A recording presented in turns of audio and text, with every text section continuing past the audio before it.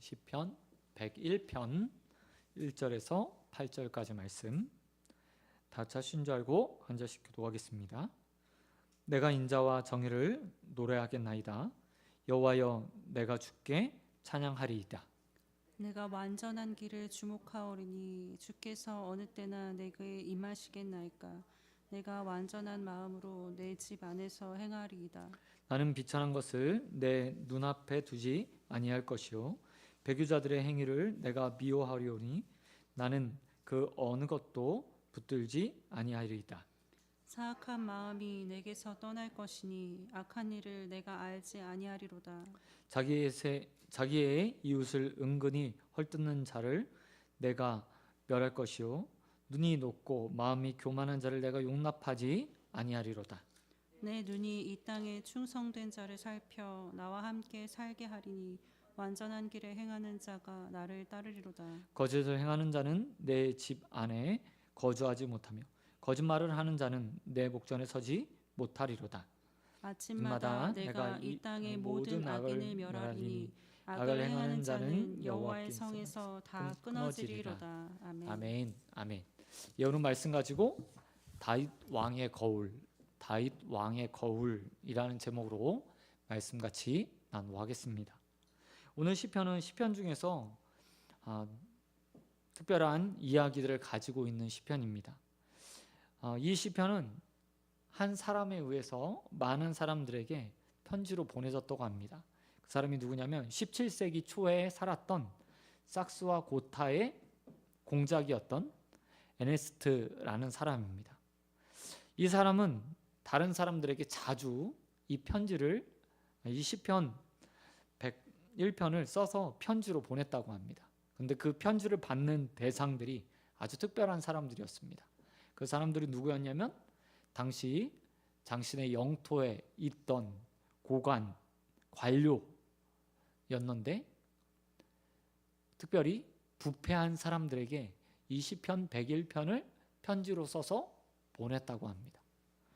그런가 하면 초대교회 성도들은 이 시편을 예수님이 모든 성도에게 주시는 권면이라고 생각하면서 시편을 낭독했고 읽었다고 합니다. 그런가 하면 루터는 이 시편을 오늘 설교 제목과 같이 말했습니다. 다윗 왕의 거울. 여러분, 우리가 언제 거울을 보죠? 내 모습이 어떤가 확인하기 위해서 우리가 거울을 봅니다. 근데 시편 101편은 루터가 이렇게 표현하고 있습니다. 다윗 왕의 거울. 다윗이 스스로 자신의 삶을 살피기 위해서, 자신의 모습을 살피기 위해서 기록한 시라고 해서 다윗 왕의 거울이라는 제목을 붙였다고 합니다.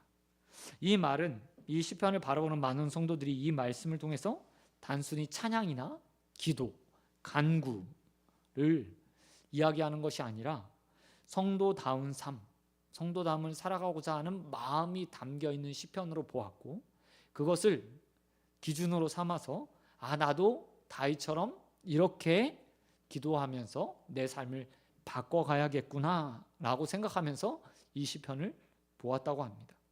그래서 오늘 우리도 이 시편을 통해서 예수님께서 각자에게 주시는 권면, 그리고 무엇에서 어디에서 우리의 삶을 바꿔야 되는지 은혜를 나누고자 합니다. 본문 1절을 보면 다윗이 인자와 정의를 노래하겠나이다 라고 말하며 시편을 시작하고 있습니다. 인자와 정의를, 그리고 또한 이어지는 말에서는 인자와 정의를 보이신 분이 누구신지에 대해서 이야기하고 있습니다. 1절에서 뭐라고 얘기하고 있죠? 내가 정의를 노래하겠습니다 라고 말하며 바로 이어서요, 여호와여, 내가 주께 찬양하리라 라고 말하며 인자와 정의를 보이시는 분이 바로 하나님이라고 다윗은 이야기하고 있습니다. 다윗은 한 가지 믿음을 가지고 있었습니다. 그것은 바로 하나님이 자신을 인자하게 대해주셔서 인애로 대해주셨기 때문에 자기가 지금 이렇게 살 수 있다. 뿐만 아니라 하나님이 정의로우셔서 내 삶을 다스리시고 내 삶에 복수하시고 보수해 주시기 때문에 내 삶이 지금까지 올 수 있었다라고 생각했습니다. 한마디로 말해서 다윗은 자신의 모든 누리고 있는 것이요 하나님의 인자와 정의의 결과물들이라고 생각했다는 겁니다. 그렇기 때문에 다윗은 그 하나님을 향해서 노래하고 찬양을 드리고 하나님 앞에 영광을 올려드리고 있습니다. 사실 다윗은 지금 왕으로서의 삶을 살고 있습니다. 그리고 그 삶을 유지하는 힘의 근원인 하나님이라고 말하고 있어요. 다윗이 자신의 왕권을 유지하고 있는 이유는 하나님 때문이라고 생각하고 있는 겁니다.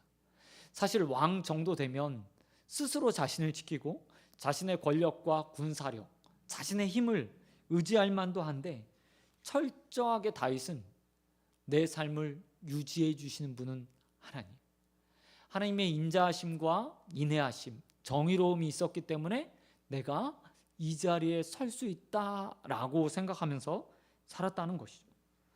저와 여러분도 이런 다윗과 같은 마음을 가지게 되길 주님의 이름으로 축원드립니다. 많은 사람들이 자신의 힘을 의지하면서 삽니다. 자신의 노력과 열심으로 무엇인가 얻을 수 있다고 생각하고 지금의 것이 유지된다고 생각합니다. 그런데 왕이었던 다윗이 스스로 이렇게 말하고 있습니다. 내 삶은 하나님의 인자하심과 정의가 없으면 결코 유지될 수 없다. 그러니 나는 내 삶을 지금 허락하신 그 하나님 앞에 지금이 있게 하신 그 하나님을 노래하고 찬양할 것이다 라고 말하고 있습니다. 저와 여러분도 그렇게 우리의 삶을 지금까지 여기까지 오늘과 같이 보호해 주시고 또 인애로 사랑으로 정의로 품어주신 그 하나님 앞에 감사하는 인생들이 되어지길 주님의 이름으로 축원드립니다. 그런가 하면 이렇게 인자와 정의로 자신의 삶을 지켜주신 하나님을 향해서 다윗이 또한 2절에서 이렇게 말하고 있습니다. 내가 완전한 길을 주목합니다. 하나님의 길도 뿐만 아니라 하나님께서 나에게 허락하신 그 길을 내가 바라보고 있습니다. 뿐만 아니라 그런 삶을 따라가겠습니다 라고 서원하는 것을 볼 수 있습니다. 2절 하반절에서는 다윗이 또한 이렇게 그 표현을 다르게 표현하고 있습니다. 이제 이렇게 말합니다. 완전한 마음으로 내 집안에서 행하리이다. 내가 내 삶 가운데 완전한 마음, 온전한 마음을 가지고 내가 행하면서 살겠습니다 라고 이야기하고 있습니다. 이 행하겠다는 말은 앞에서 나와 있는 하나님의 인자와 정의를 똑같이 구현해가면서 살겠다. 그것이 옳은 길인 걸 알고 그것을 따라가겠다라는 표현입니다. 특별히 다윗이 2절에서 반복하는 단어가 있는데요. 그게 바로 완전이라는 단어입니다. 완전이요. 다윗은 자신의 삶에 있어서 삶의 목표를 하나님을 닮아가는 것, 하나님의 인자와 또 하나님의 정의를 완벽하게 완전하게 닮아가는 것에 목표로 두고 살아가고 있었다는 것입니다. 이런 다윗이 얼마나 철저하게 살았겠습니까? 그 삶을 얼마나 돌아보면서 자신의 삶에 잘못된 것이 있나 없나, 혹시 혹여나 하나님의 모습과 반대되는 것은 없는가 라고 살펴보면서 살았겠습니까? 그래서 루터는 이 시를 이렇게 표현하고 있습니다. 다윗 왕의 거울, 자신의 삶을 돌아보는 거울로 삼고 이대로 자기가 고백한 대로 또 자기가 추구하는 대로 완전하게 그 마음과 행위를 다 하나님 앞에 드리도록 노력하는 삶을 살았다라고 해석을 합니다. 그런데 그 첫 출발이 어디인지 보시기 바랍니다. 다윗이 완전함을 추구하는 곳, 완전한 마음으로 행하고자 하는 곳이 어디라고 다윗이 말하고 있습니까? 바로 집안, 집 안에서라고 표현하고 있다는 겁니다. 저는 이 모습을 보면서요, 다윗이 얼마나 철두철미하게 완전함을 추구하려고 했는가를 깨닫게 되었습니다. 사실 여기서 말하는 집은요, 말 그대로 집, 가정일 수도 있고요, 그가 다스리는 국가 혹은 그가 포함된 그가 살고 있는 삶의 전체 영역을 가리키는 말이기도 합니다. 그러나 가장 좁은 의미에서 말 그대로 가정, 집이라는 의미가 담겨 있습니다. 사람에게 가정은 어떤 곳이죠? 집은 어떤 곳입니까? 사람에게 집은요, 자신을 완전하게 드러내는 장소, 자신의 본 모습을 보여주는 장소라고 말할 수 있습니다. 왜냐하면 누구나 자신의 집에서는요, 몸과 마음이 무장해제되기 때문입니다. 가장 자신을 잘 드러낼 수 있는 은밀한 공간이고, 누가 감시하지 않는 공간, 그리고 누가 나를 바라보지 않는 공간이 바로 집이라고 말할 수 있습니다. 뿐만 아니라 나를 가장 잘 아는 가족들이 함께 사는 공간이기 때문에 사람들은 그 가정에서 정말 나다운 모습, 나 김병욱이면 김병욱이라는 사람 본질 그 자체의 모습들이 다 드러나는 공간입니다.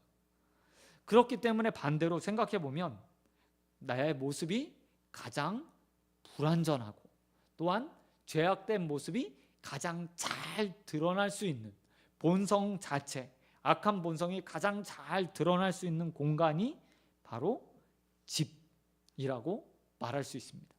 그런데 다윗이 그런 모든 사람의 눈을 피해 은밀하게 자신의 힘, 권력, 죄성을 다 드러낼 수 있는 집에서 이런 삶을 살겠다고 이야기하고 있어요.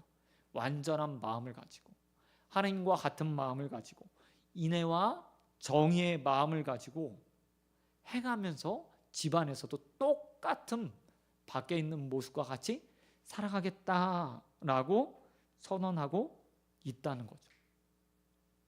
이 이야기는 뭐냐면, 그가 사적인 공간에서도 그냥 개인 다윗, 죄인 다윗, 사람 다윗으로 살지 않겠다라고 선언하는 것과 같다는 것입니다.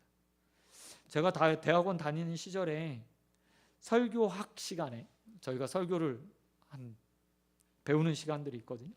그때 한 전도사님이 설교했던 내용 중에 충격적인 예화가 하나 있었습니다. 그 전도사님이 설교하게 자기 설교 시간이 되어서 설교를 이렇게 써와서 발표하는 시간이죠. 요즘 말하는 배우는 시간이에요. 그 시간에 자신이 사역했던 사역지에서 일어났던 일을 예화로 적어왔습니다. 그 전도사님은 청소년부를 담임하고 있었습니다. 그런데 그 교회는 한 달에 한 번 교회가 온 가족이 모여서 연합예배를 주일 낮 예배로 드렸다고 합니다. 당연히 그렇게 연합예배를 드리는 날 청소년부 담당이었던 그 전도사님은 자기 아이들과 함께 연합예배에 참석해서 한쪽 구석에서 같이 예배를 드리고 있었습니다. 그런데 그날 공교롭게도 담임 목사님 아들이 그 전도사님 옆에 앉은 거예요. 순서에 따라서 찬양도 하고 기도도 하고 이제 설교 시간이 되었습니다. 근데 담임 목사님이 열심히 설교를 하면 중반 정도 됐을 쯤 담임 목사님이 성도들을 향해서 이렇게 살아야 라고 말했다고 합니다. 그러자 그 옆에 있던 목사님의 아들이 갑자기 이런 말을 입에서 내뱉고 말았습니다. 자기나 잘하지. 자기나 잘하지. 그 이야기를 듣고요, 그 전사님이 깜짝 놀랐다고 합니다. 그런데 우리의 삶이 꼭 이렇다는 거예요. 사실 공적인 장소에서 악하게 행동하는 사람들은 없습니다. 모든 사람들이 지켜보는 곳에서 아주 특별한 사람이 아니고서야 죄를 짓는 사람은 없어요. 때로는 자신이 성질이 급하고 또 온유하지 못하더라도, 또 화가 가득한 사람일지라도 많은 사람이 있는 곳에서는 그 화를 제어하고 억누르고 표현하지 않는 것이 사람의 일반적인 모습입니다. 그런데 가정은 다르죠. 자신의 본질이요 다 드러나. 그런데 다윗은 오늘 그 본질이 드러나는 공간을 향해서 그 공간에서 이렇게 말하고 있다는 겁니다. 주님, 내가 그 가정에서도 온전한 사람이 되겠습니다. 나를 가장 잘 알고 나의 죄악성을 다 알고 있는 나의 아내나 나의 남편이나 혹은 나의 자녀들 앞에서도 내가 온전한 모습으로 살기로 작정합니다 라고 말하며 자신의 삶을 하나님 닮아가는 대로 바꾸어 가겠다고 선언하고 있다는 것. 저는 저와 여러분의 모습이 이와 같은 모습이 되기를 소원합니다. 내 집, 가장 편한 곳, 나의 죄성이 가장 잘 드러나는 그 곳에서도 하나님 앞에서 완전함을, 온전함을, 완벽함을 추구하는 저와 여러분이 되시길 우리 주님 예수 그리스도의 이름으로 축원드립니다. 그런가 하면 오늘 다윗은 자신의 가정뿐만 아니라 일상의 삶도 온전한 마음으로 행하겠다고 말하고 있습니다. 3절부터 7절까지의 말씀을 보면 8절까지 말씀을 보면 그가 여러 가지 표현을 통해서 자신의 삶의 영역들을 어떻게 하나님 앞에 드릴 수 있을까 고민하며 자신의 삶을 바꿔가고 자신의 주위의 삶을 바꿔가겠다고 선언하는 장면이 나옵니다. 3절에 보면 나는 비천한 것을 내 눈앞에 두지 않겠습니다 라고 말합니다. 여기서 비천하다는 표현은 값없다, 하찮다라는 표현이 아닙니다. 히브리어로 보면 어떤 의미가 있냐면 굽어졌다, 곧지 못하다, 그러니까 바르지 못하다라는 말을 히브리어로 비천하다라고 표현한다는 겁니다. 똑바로 서 있어야 되는데 악하게 행하는 거예요. 정의를 행해야 되는데 굽어서 한쪽으로 기우는 거예요. 공평해야 되는데 저울추가 기울어져서 편애하는 거예요. 이것을 비천한이라고 이야기하고 있습니다. 바울은 그것들을 눈에 두지 않겠다라고 말하고 있습니다. 이 눈에 두는 말은요, 그냥 단순히 눈으로 보겠다, 보지 않겠다라는 말이 아니라, 여러분 사람이 처음 죄를 지었을 때 무엇부터 시작하죠? 아담이 선악을 알게 하는 나무의 실과를 보면서 보암직도 하고 라고 말하며, 눈은 히브리어에서요 마음 상태를 이야기하는 거예요. 마음 상태. 다시 말해서 굽어지는 마음을 갖지 않겠다, 그리고 굽어진 마음을 통해서 그것들을 행위로 나타나지 않겠다라고 표현하고 있다는 거죠. 뿐만 아니라 배교하는 행위를 내가 미워하겠다라고 말합니다.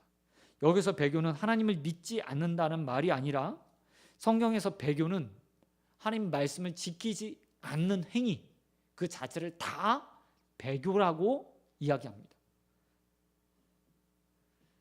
배교하는, 그러니까 하나님 말씀을 지키지 않는 모든 행위들을 자신이 미워하는 삶을 살겠다고 이야기해요.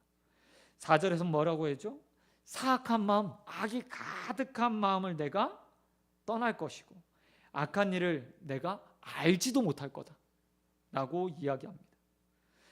그런가 하면 5절에서는 자기의 이웃을 은근히 헐뜯는 사람들, 비방하는 사람들, 내가 그 사람들을 멸망시킬 거야 라고 이야기하고 있고요. 교만한 자를 내가 용납하지 아니하고, 뿐만 아니라 충성된 자는 살펴서 내가 도와줄 거라고 이야기하고 있습니다. 7절에서는 거짓말을 행하는 자를 내 집에 두지 않을 겁니다 라고 이야기하고 있고요. 더욱이 8절마다 아침마다 내가 매일 이 땅의 모든 악들을 멸하겠습니다 라고 말하는데요, 여기 아침마다 표현도 보면 히브리어 보면 매일매일이라고 표현되어 있어요. 그러니까 반복적으로 지속적으로 내가 악을 다 멸망시키기까지 내가 그렇게 일상의 삶을 살겠습니다 라고 이야기하고 있다는 거죠. 다윗은 한 사람으로 이렇게 말하고 있는 것이 아닙니다. 그는요 지금 사실 왕으로서 이렇게 말하고 있어요.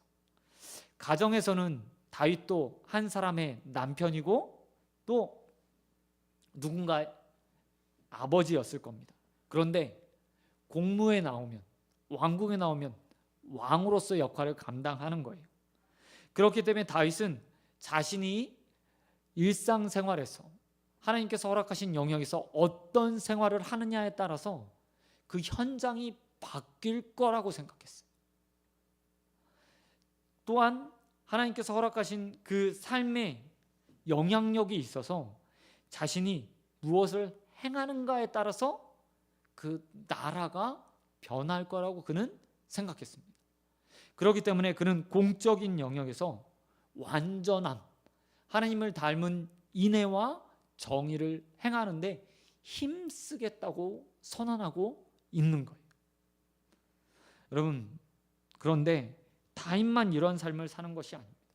저와 여러분도요, 나름의 공적인 영역들을 하나님 앞에 허락받았어요.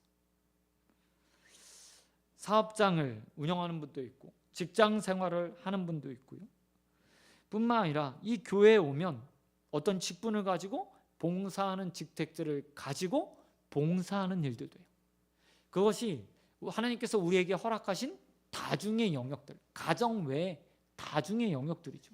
그리고 그곳에서 우리가 어떻게 행동하고 어떻게 말하고 어떤 삶을 추구하고 어떤 것을 따라 사느냐에 따라서 그 환경이 바뀔 수 있다. 그리고 그 영역을 하나님께서 우리에게 허락하셨다는 거예요. 그렇기 때문에 우리 역시도 다윗처럼 내가 어떤 마음을 가지고 어떻게 행동하느냐에 따라서 바뀔 수 있다라는 생각으로요, 다윗처럼 고백하면서 살아야 돼요. 때로는 나의 마음의 악을 제하여 버리기도 하고, 때로는 악한 것들이 있다면 그것들을 행하지 않기 위해서 내 마음을 비워내기도 해야 되고, 또한 누군가의 칭찬하거나 세워줄 일이 있으면 세워줘야 하기도 하고, 제하여 버릴 것이 있다면 그것들을 과감하게 잘라서 근절해 버리는 역할들도 감당해야 됨을 다윗이 우리에게 예시로 보여주고 있다는 거죠. 사랑하는 우리 소원교회 성도 여러분, 우리 한 사람 한 사람은 하나님을 닮은 인생으로 이 땅에서 살아가는 사람들입니다. 가정에서만 그리스도인이 아니고 교회에 왔을 때만 그리스도인이 아니라 하나님께서 우리를 파송하는 매 순간순간 보내시는 영역들 하나하나가 다 하나님을 닮은 모습으로 서야 되는 공간이고, 그곳에서 하나님께서 우리에게 맡겨주신 책임들을 감당하며 이곳에 하나님의 다스리심, 하나님의 정의와 인자하심이 나타날 수 있도록 삶을 드러내고 살아가는 사람들입니다. 그래야 그곳이요, 하나님이 다스리시는 공간이 되는 거예요. 그곳이 또한 하나님이 왕이 되시는 예루살렘, 평강의 왕이 다스리시는 공간이 되는 겁니다. 다윗은 이 사실을 믿고요, 자신의 영역들을 정의로, 인자로 채우겠다고 이야기하고 있어요. 저와 여러분도 이와 같은 다윗의 마음으로 살아가는 자들이 되어지길 주님의 이름으로 축원드립니다. 그런가 하면 마지막으로 우리가 한 가지 더 생각해야 할 것이 있습니다. 다윗이 이렇게 살겠다고 말하고 있으며 또 선언하고 있지만 그 역시 자신의 나약함들을 철저하게 깨닫고 있었다는 거예요. 본문에서 다윗은 자신의 나약함을 고백하고 있습니다. 이런저런 삶의 선언들 하나님께 드리겠다고, 가정도 왕으로서 어떤 역할들도 잘 감당하겠다고 고백하고 있지만 다윗 역시도 한 사람의 죄인에 불과하다, 자신은 죄인에 불과하다는 사실을 알고 있었어요. 완전하지 못하다는 것도 알고 있었습니다. 우리가 잘 알고 있는 다윗의 대표적인 죄가 뭐죠?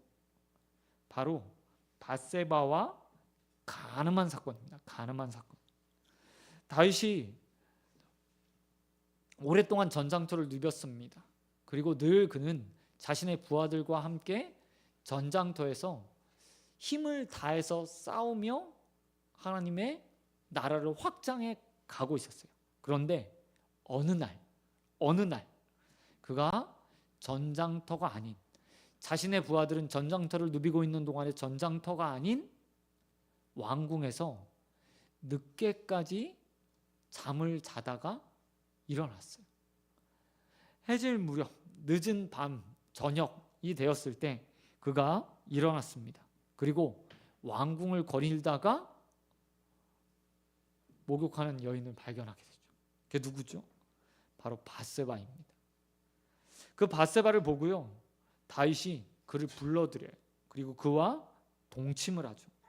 문제는 여기까지도 죄인데 그 위에 더 큰 문제가 발생합니다. 그렇게 다윗과 관계를 맺었던 밧세바가 임신을 했어요. 그러자 어떻게 합니까? 그 임신을 은폐하기 위해서 밧세바의 남편이었던 우리아를 전장터에서 불러들여요. 그리고 그에게 거대한 음식과 상을 포상들을 내리고 술을 먹게 한 후에 집에 가서 자라고 이야기를 합니다. 그런데 충성스러웠던 우리아가 집으로 안 가요. 왕궁에다가 텐트를 치고 그 왕궁 앞에서 그냥 노숙하는 거예요. 이게 어떻게 되는 거죠?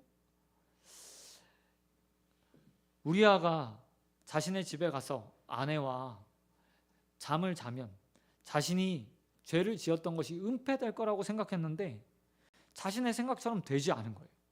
그러자 이제 다윗은 다른 계획을 세웁니다. 다른 계획은 바로 우리아를 살인 청부하는 거였어요. 살인 교사하는 거였어요. 다윗은 충성되었던 우리아를 전쟁터로 다시 보냅니다. 그리고 다른 부하들에게 말하죠. 우리아를 앞서 보내고 너희는 후퇴해버려. 우리아만 죽었을까요? 아닐 겁니다. 우리아를 따랐던 수많은 다른 사람들도 함께 그 전장터에서 죽었을 거예요. 그렇게 모든 것이 일단락 되는 것처럼 보였습니다. 그런데 오늘 6절에서 말하고 있는 다윗의 고백 보세요. 다윗이 뭐라고 얘기하고 있죠? 내 눈이 이 땅에 충성된 자를 살피며 라고 말하고 있어요. 그는 나와 함께 살리라 라고 고백했는데 그 마음에 거울을 두고 있던 그가 욕심에 눈이 멀어서 자신의 죄를 감추기 위해서 어떻게 합니까? 충성된 우리아를 교살해 버려요. 좋은 거울을 가지고 있었지만 그가요, 죄를 짓는 나약한 인간이었다는 사실을 그의 삶이 증명해 주고 있다는 겁니다. 다윗은 정의를 말하고 있지만 탐심과 탐욕이 가득했던 마음을 가진 그저 한 사람의 죄인에 불과하지 않았습니다. 그리고 그는 그렇게 죄를 지었죠. 그런 그가 스스로를 뭐라고 이야기하고 있냐면 나는 죄인입니다. 부족한 인간입니다. 라고 이야기하고 있어요. 그 선언이 어디에 담겨 있냐면 바로 2절 중반절에 담겨 있습니다. 시편 101편 2절 중반절에 보면 다윗이 이렇게 말하고 있습니다. 주께서 어느 때나 내게 임하시겠나이까. 주께서 어느 때나 내게 임하시겠나이까. 내가 완전한 마음으로 내 집에서 행하리이다. 이 이야기는 뭐냐면 이런 거예요. 나는 연약합니다. 나는 나약합니다. 나는 스스로 행할 수 없는 자들입니다. 그러나 주님께서 내게 임하시면, 주님께서 나와 함께 하시면, 주님께서 나를 붙들어 주시면 내가 온전한 마음으로 내 집에서나 내 맡은 영역에서 모든 것들을 행할 수 있습니다 라고 고백하는 표현이라는 거죠. 우리에게 가장 필요한 부분이 저는 이 모습이라고 생각합니다.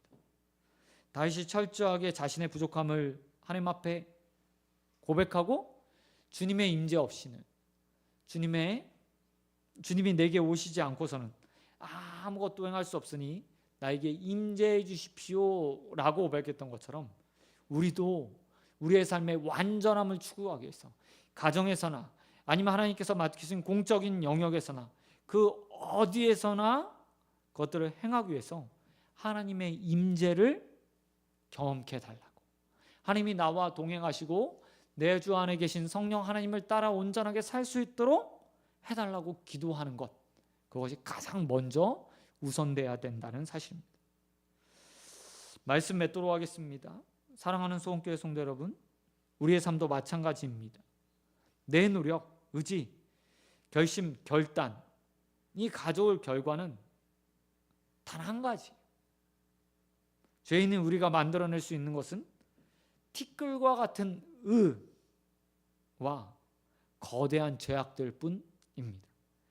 아무리 우리가 결단하고 결심하고 하나님에 대해서 알고 있고 하나님의 의와 정의가 뭔지 배우고 있고 학습한다고 해도 죄인인 우리가 행할 수 있는 건 결국 죄, 그리고 아주 작은 티끌과 같은 아주 작은 의밖에 행할 수 없어요.